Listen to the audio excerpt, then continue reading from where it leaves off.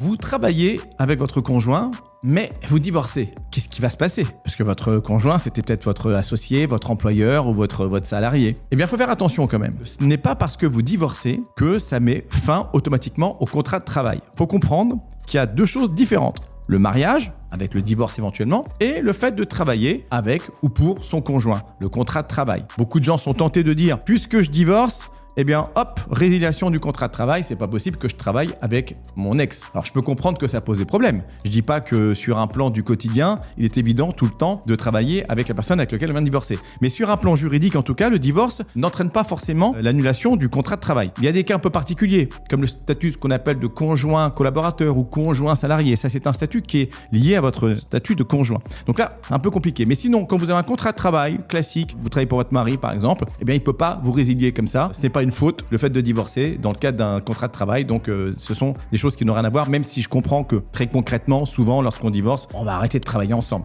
Bien que certains continuent de le faire.